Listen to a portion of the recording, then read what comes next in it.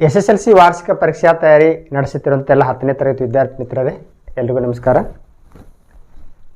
Target AT SSLC ವಾರ್ಷಿಕ ಪರೀಕ್ಷೆಯಲ್ಲಿ ಗಣಿತದಲ್ಲಿ 80ಕ್ಕೆ 80 ಅಂಕ ತೆಗೆದುಕೊಳ್ಳುವ ವಿಡಿಯೋ ಸರಣಿಯನ್ನು ಪ್ರಾರಂಭ ಮಾಡಿದ್ವಿ. ಭಾಗ 3ಕ್ಕೆ ತಮಗೆಲ್ಲ ಹಾರ್ದಿಕ ಸ್ವಾಗತ. ಸಮಾಂತರ ಶ್ರೇಣಿಗಳ ಘಟಕದ ಮೇಲೆ ಅಪ್ಲೈಡ್ ಸಮಸ್ಯೆಯನ್ನು ಬಿಡಿಸ್ತಾ ಇದ್ವಿ. ಇವತ್ತಿನ ಒಂದು ವಿಡಿಯೋದಲ್ಲಿ ನಾವು ಕರ್ನಾಟಕ ಪ್ರೌಢಶಿಕ್ಷಣ ಪರೀಕ್ಷಾ ಮಂಡಳಿ ಈಗ ಶಾಲಾ ಪರೀಕ್ಷೆ ಮತ್ತು ಮೌಲ್ಯ ನಿರ್ಣಯ ಮಂಡಳಿ ಅಂತಾಗಿದೆ. ಹಿಂದಿನ ಮಂಡಳಿಯಲ್ಲಿ ವಾರ್ಷಿಕ ಪರೀಕ್ಷೆ ಪ್ರತಿ ವರ್ಷ ಏನು ವಾರ್ಷಿಕ ಪರೀಕ್ಷೆ ನಡೆಸ್ತಾ ಇದ್ರು, ಪ್ರತಿ ವರ್ಷದ ಪ್ರಶ್ನೆ ಪತ್ರಿಕೆಯಲ್ಲಿ ಯಾವ ಥರ ಸಮಾನ ಶ್ರೇಣಿ ಮೇಲೆ ಪ್ರಶ್ನೆ ಕೇಳಿದ್ರು ಅನ್ನೋದನ್ನು ಹಳೆಯ ಪ್ರಶ್ನೆ ಪತ್ರಿಕೆಯಲ್ಲಿರುವಂಥ ಸಮಸ್ಯೆಯನ್ನು ಬಿಡಿಸೋಣ. ಇದರ ಮುಂದಿನ ವಿಡಿಯೋದಲ್ಲಿ CBSE ಕ್ವಶನ್ ಪೇಪರ್ ಅಂತ ಏನು ಕರಿತೀವಿ ನಾವು, ವಿಭಿನ್ನ ರೀತಿಯ ಪ್ರಶ್ನೆಗಳು ಕೂಡ ಬಂದಿರ್ತವೆ. ಹಾಗಾಗಿ ಒಟ್ಟಾರೆ ನಮ್ಮ ಉದ್ದೇಶ ಏನಂದ್ರೆ ಸಮಾಂತರ ಶ್ರೇಣಿ ಮೇಲೆ ಯಾವುದೇ ಪ್ರಶ್ನೆ ಕೊಟ್ಟರೂ ಕೂಡ ನೀವು ತುಂಬ ಸುಲಭವಾಗಿ ಅಪ್ಲೈಡ್ ಸಮಸ್ಯೆನ ಬಿಡಿಸೋದಕ್ಕೆ ಸಮರ್ಥರಾಗಬೇಕು ಅನ್ನೋ ಉದ್ದೇಶಕ್ಕೆ ಹೆಚ್ಚು ಸಮಸ್ಯೆನ ಬಿಡಿಸ್ತಾ ಇದ್ವಿ. ನೀವು ಗಣಿತದಲ್ಲಿ ಭಾಳಷ್ಟು ಕಾನ್ಸೆಪ್ಟ್ ಅರ್ಥ ಆಗಬೇಕಾದ್ರೆ ಹೆಚ್ಚಿಗೆ ಸಮಸ್ಯೆ ಬಿಡಿಸ್ಬೇಕಷ್ಟೆ. ಒಂದು ಸಮಸ್ಯೆ ಬಿಡಿಸಿದಂಥ ನಾಲೆಜ್ ಮತ್ತೊಂದು ಸಮಸ್ಯೆ ಬಿಡಿಸೋದಕ್ಕೆ ಹೆಲ್ಪ್ ಆಗ್ತೈತಿ. ಹಾಗಾಗಿ ಈ ಸಮಾಂತರ ಶ್ರೇಣಿ ಮೇಲೆ ಡಿಫ್ರೆಂಟ್ ಆಗಿರುವಂಥ ಹಲವಾರು ಸಮಸ್ಯೆ ಬಿಡಿಸಿದಂಥ ನಾಲೆಜ್ ತೀರಾ ಕಷ್ಟಕರವಾಗಿರುವಂಥ ಸಮಸ್ಯೆ ಬಿಡಿಸೋದಕ್ಕೆ ಹೆಲ್ಪ್ ಆಗ್ತೈತಿ. ಆ ಒಂದು ನಿಟ್ಟಿನಲ್ಲಿ ಈ ಒಂದು ವಿಡಿಯೋ ಸರಣಿಯನ್ನು ಪ್ರಾರಂಭ ಮಾಡಿದ್ವಿ. ಇವತ್ತು ಸಮಾಂತರ ಶ್ರೇಣಿಯ ಮುಂದುವರಿದ ಭಾಗವನ್ನು ನೋಡೋಣ. 2020ರಲ್ಲಿ ಕೇಳಿದಂಥ ಪ್ರಶ್ನೆ, ಸಮಾಂತರ ಶ್ರೇಣಿಯ ಮೊದಲ 4 ಕ್ರಮಾನುಗತ ಪದಗಳ ಮೊತ್ತ 32 ಹಾಗೂ ಮೊದಲ ಮತ್ತು ಕೊನೆಯ ಪದಗಳ ಗುಣಲಬ್ಧ ಮತ್ತು ಮಧ್ಯದ 2 ಪದಗಳ ಗುಣಲಬ್ಧಗಳ ಅನುಪಾತ 7:15 ಆದರೆ ಪದಗಳನ್ನು ಕಂಡುಹಿಡಿಯಿರಿ. ಅಂದರೆ ಸಮಾಂತರ ಶ್ರೇಣಿಯ ಪದಗಳನ್ನು ಕಂಡುಹಿಡಿಯಿರಿ. ಸ್ವಲ್ಪ ಕಾಂಪ್ಲೆಕ್ಸ್ ಅನಿಸುತ್ತೆ ಮೇಲ್ನೋಟಕ್ಕೆ, ಸಮಸ್ಯೆ ಬಿಡಿಯಾಗಿ ಅರ್ಥ ಮಾಡಿಕೊಂಡ್ರೆ ನಿಮಗೆ ಈಸಿಯಾಗಿ ಗೊತ್ತಾಗ್ತದೆ. ಫಸ್ಟ್ ಇಲ್ಲಿ ಮೊದಲ 4 ಕ್ರಮಾನುಗತ ಪದಗಳ ಮೊತ್ತ ಅಂತ ಕೇಳಿದಾರ. ಇಲ್ಲಿ 2 ಕಾನ್ಸೆಪ್ಟ್ ಬರ್ತವೆ. ಮೊದಲ 3 ಪದಗಳ ಮೊತ್ತ ಮತ್ತು ಗುಣಲಬ್ಧ ಕೊಡ್ತಾರ, ಒಂದು ಸಾಧ್ಯತೆ. ಇನ್ನೊಂದು ಸಾಧ್ಯತೆ ಮೊದಲ 4 ಕ್ರಮಾನುಗತ ಪದಗಳ ಮೊತ್ತ ಮತ್ತು ಗುಣಲಬ್ಧ ಈ ಥರ ಕೊಟ್ಟಿರೋ ಸಾಧ್ಯತೆ ಇರ್ತೈತಿ. ಮೊದಲ 3 ಪದ ಬಂದಾಗ ಯಾವ ಥರ ತೊಗೋಬೇಕು, ಯಾವ 3 ಪದ ತೊಗೋಬೇಕು ಅನ್ನೋದನ್ನು ಮುಂದಿನ ಲೆಕ್ಕದಲ್ಲಿ ಹೇಳ್ತೇವೆ ನಾವು. ಈಗ ಮೊದಲ 4 ಪದ ಸಮಾಂತರ ಶ್ರೇಣಿಯ 4 ಪದ ಅಂದ ತಕ್ಷಣ ನೀವು ಯಾವುದನ್ನು ತೊಗೋಬೇಕು. 3 ಪದ ಅಂದರೆ ಈಸಿಯಾಗಿ ಗೊತ್ತಾಗ್ತೈತಿ. ಮಧ್ಯದ ಪದ, ಅದರ ಹಿಂದಿನ ಪದ, ಅದರ ಮುಂದಿನ ಪದವನ್ನು ತೊಗೊಂಡ್ರೆ ಸುಲಭವಾಗಿ ಗೊತ್ತಾಗ್ತದೆ. ಬಟ್ ಈ 4 ಪದ ಅಂತ ಕೇಳಿದಾಗ ನೀವು ಇದು ನೆನಪಿಟ್ಕೊಂಡ್ರೆ ಸಾಕು. ಸಮಾಂತರ ಶ್ರೇಣಿಯ ಮೊದಲ 4 ಪದಗಳು A-3D, A-D, A+D, A+3D ಆಗಿರಲಿ. 4 ಪದ ಅಂತ ಕೇಳಿದಾಗ A-3D, A-D, A+D, A+3D ಆಗಿರಲಿ. ಇದನ್ನು ನೆನಪಿಟ್ಕೊಂಡ್ಬಿಡ್ರಿ. ಅಂದರೆ ನಿಮಗೆ ಕ್ಯಾಲ್ಕುಲೇಷನ್ ಮಾಡೋಕ್ಕೆ ಈಸಿ ಆಗುತ್ತೆ. ಈ ದತ್ತ ಹೇಳಿಕೆ ಪ್ರಕಾರ ಮೊದಲ 4 ಕ್ರಮಾನುಗತ ಪದಗಳು ಮೊತ್ತ 32 ಅಂತ ಕೊಟ್ಟಿದ್ದಾರೆ. ದತ್ತ ಹೇಳಿಕೆ ಪ್ರಕಾರ ಏನಾಗುತ್ತೆ ನೋಡ್ರಿ. ಇದು ದತ್ತ ಹೇಳಿಕೆ ಪ್ರಕಾರ ಮೊದಲ 4 ಪದ ಕೂಡಿಸಿದ್ರೆ ಮೊತ್ತ 32 ಆಗ್ಬೇಕು. ಹಾಗಾಗಿ A-3D plus A-D plus A+D plus A+3D 4 ಪದ ಕೂಡಿಸಿದ್ರೆ ಮೊತ್ತ 32 ಅಂತ ಹೇಳಿದ್ದಾರೆ. =32. ಸಿಂಪ್ಲಿಫೈ ಮಾಡೋಣ. ಎ ಎಷ್ಟಾಯಿತು? 1 2 3 4 ಎ ಆಯಿತು, 4A ಆಯಿತು. Plus 3D minus 3D cancel ಆಯಿತು. ಈ ಥರ ಕ್ಯಾನ್ಸಲ್ ಮಾಡೋ ಉದ್ದೇಶಕ್ಕೋಸ್ಕರ ನಾವು ಈ ಥರ 4 ಪದ ತೊಗೋಬೇಕು. ಇಲ್ಲಿ plus D minus D cancel ಆಯಿತು. ಅಂದರೆ ನಮ್ಗೆ ಸುಲಭವಾಗಿ ಎ ಬೆಲೆ ಸಿಗ್ತೈತೆ ನಮಗೆ. ಯಾಕಂದ್ರೆ ಸಮಾಂತರ ಶ್ರೇಣಿ ಕಂಡುಹಿಡಿಬೇಕಾದ್ರೆ ಮೊದಲ ಪದ ಗೊತ್ತಿರಬೇಕು, ಸಾಮಾನ್ಯ ವ್ಯತ್ಯಾಸ ಗೊತ್ತಿರಬೇಕು. =32. A =32 / 4. 32ಕ್ಕೆ 4ರಿಂದ ಭಾಗಿಸಿದ್ರೆ ದಿಸ್ ಇಂಪ್ಲಾಯ್ A =4 4 8. ಮೊದಲ ಪದ ಗೊತ್ತಾಯ್ತು ನಮಗೆ. ಸಾಮಾನ್ಯ ವ್ಯತ್ಯಾಸ ಕಂಡುಹಿಡಿಬೇಕು. ಹೆಂಗೆ ಕಂಡುಹಿಡಿಯೋದು? ಇನ್ನೊಂದು ಹೇಳಿಕೆ ಕೊಟ್ಟಿದ್ದಾರೆ ನೋಡಿ. ಹಾಗೂ ಮೊದಲ ಮತ್ತು ಕೊನೆಯ ಪದಗಳ ಗುಣಲಬ್ಧ ಅದು ಅಂಶದೊಳಗೆ ಮತ್ತು ಮಧ್ಯದ 2 ಪದಗಳ ಗುಣಲಬ್ಧಗಳ ಅನುಪಾತ. ಮೊದಲ ಪದ ಕೊನೆಯ ಪದ ಅದರ ಗುಣಲಬ್ಧ ಡಿವೈಡೆಡ್ ಬೈ ಮಧ್ಯದ 2 ಪದಗಳ ಗುಣಲಬ್ಧ ಅದರ ರೇಷಿಯೋವನ್ನು ಕೊಟ್ಟಿದ್ದಾರೆ. ಅದನ್ನು ಬಳಸ್ಕೊಂಡು ನಾವು D ಕಂಡುಹಿಡ್ಕೋಬೇಕು. ನೋಡಿ, ದತ್ತ ಹೇಳಿಕೆ ಪ್ರಕಾರ ರೇಷಿಯೋ ಯಾವ ಥರ ಬರೀಬೋದು? ಮೊದಲ ಮತ್ತು ಕೊನೆಯ ಪದಗಳ ಗುಣಲಬ್ಧ ಅಂದ್ರೆ A-3D ಇಂಟು A+3D ಮೊದಲ ಮತ್ತು ಕೊನೆಯ ಪದಗಳ ಗುಣಲಬ್ಧ. ಇದರ ರೇಷಿಯೋ ಏನಂದ್ರೆ ಮಧ್ಯದ 2 ಪದಗಳ ಗುಣಲಬ್ಧ. ಮಧ್ಯದ 2 ಪದ ಅಂದರೆ ಯಾವುದು? A-D, A+D. A-D, A+D ಇವುಗಳ ಗುಣಲಬ್ಧ. ಇದರ ರೇಷಿಯೋ 7:15 ಅಂತ ಕೊಟ್ಟಿದ್ದಾರೆ. ಸುಲಭೀಕರಿಸೋಣ ಈಗ ಇದನ್ನು. A-3 ಇಂಟು A+3D ಅಂದರೆ A-B ಇಂಟು A+B ಅಂದರೆ A² - B² ಅಂದರೆ A² - 3D ಹೋಲ್ ಸ್ಕ್ವೇರ್ ಅಂದರೆ 9D² ಆಗ್ತದೆ. ನೆಕ್ಸ್ಟ್ ಇಲ್ಲಿ A - B ಇಂಟು A+B ಅಂದರೆ A² - B² ಅಂದರೆ A² - D² is equal to 7/15. Next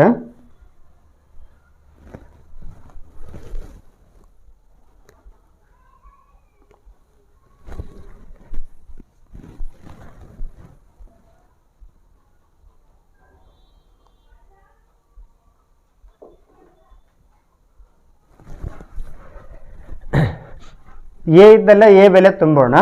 a ಇದ್ದಲ್ಲೇ ಎ ಅಂದರೆ ಎಷ್ಟು ತೊಗೊಂಡಿದ್ದು 8 square minus 9d² upon A ಅಂದ್ರೆ 8 ಸ್ಕ್ವೇರ್, ಯಾಕಂದ್ರೆ ಎ ಅಂದರೆ ಕಂಡು ಹಿಡಿದಿದ್ದೀವಿ. d² as it is equal to 7/15.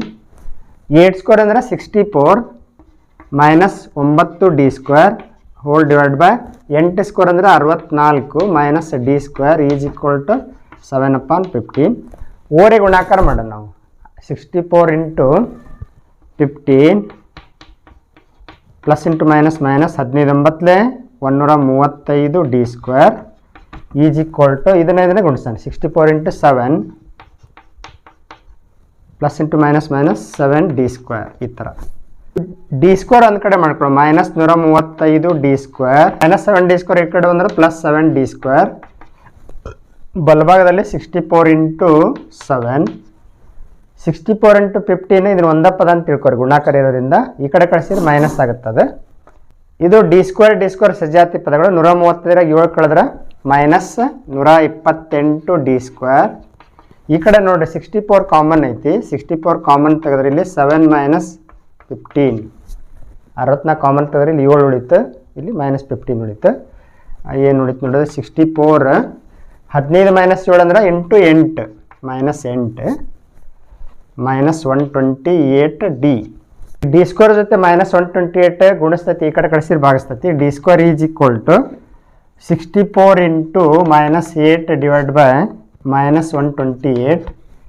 8 ಒಂದಲೇ 8 4 ಉಳಿತು, 8 6 48 16 ಒಂದಲೇ 16 4 ಮೈನಸ್ ಅಪಾನ್ ಮೈನಸ್ ಪ್ಲಸ್ ಆಗುತ್ತೆ. d² ಈಸ್ ಈಕ್ವಲ್ ಟು 4 ಆಯ್ತದೆ.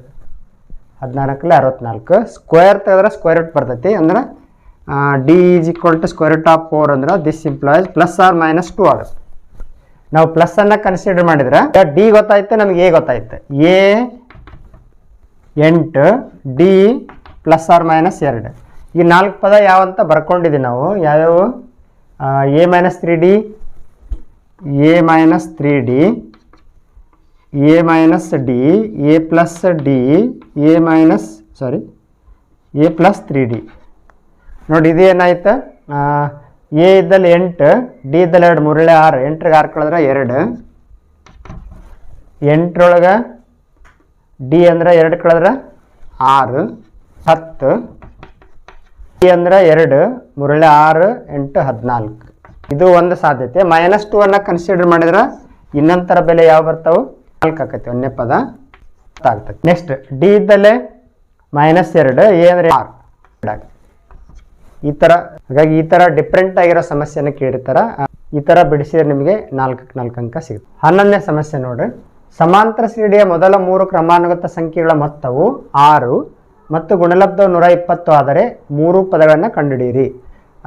ಹಳೆಯ ಪ್ರಶ್ನೆ ಪತ್ರಿಕೆಯಲ್ಲಿ ಈ ಥರ ಸಮಸ್ಯೆನ ಪ್ರತಿ ವರ್ಷ ನಾವು 3 ಮತ್ತು 4 ಅಂಕಕ್ಕೆ ಕೇಳಿರೋದನ್ನು ನೋಡಿದ್ದೀವಿ. ಹಾಗಾಗಿ ಪರೀಕ್ಷಾ ದೃಷ್ಟಿಯಿಂದ ಭಾಳ ಇಂಪಾರ್ಟೆಂಟ್ ಇದೆ.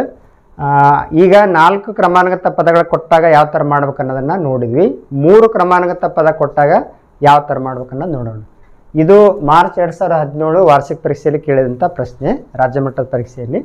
ಇಲ್ಲಿ ಫಸ್ಟ್ ಸಮಾಂತರ ಶ್ರೇಣಿಯ ಮೊದಲ 3 ಪದಗಳನ್ನ ನಾವು ಹೆಂಗೆ ತೊಗೋಬೇಕಂದ್ರೆ, ಮಧ್ಯದ ಪದ, ಇದರ ಮುಂದಿನ ಪದ ಅಂದ್ರೆ ಎ ಪ್ಲಸ್ ಡಿ, ಇದರ ಹಿಂದಿನ ಪದ ಅಂದ್ರೆ ಎ ಮೈನಸ್ ಡಿ.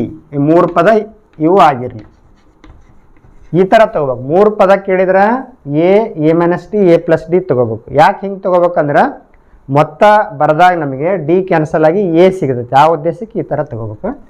ಮೊತ್ತ ಕೊಟ್ಟಿದ್ದಾರೆ ಇಲ್ಲಿ. ಸಮಾಂತರ ಶ್ರೇಣಿಯ ಮೊದಲ 3 ಅನುಕ್ರಮ ಪದಗಳ ಮೊತ್ತ ಎಷ್ಟಂತ ಕೊಟ್ಟಿದ್ದಾರೆ? 6 ಅಂತ ಕೊಟ್ಟಿದ್ದಾರೆ. ಅಂದರೆ ಈ 3 ಪದ ಕೂಡಿಸಿದ್ರೆ 6 ಬರಬೇಕು. ಅಂದರೆ A minus D plus A plus d 3 ಕೂಡಿಸಿದ್ರೆ 6 ಆಗಬೇಕು. Minus D plus D get cancel.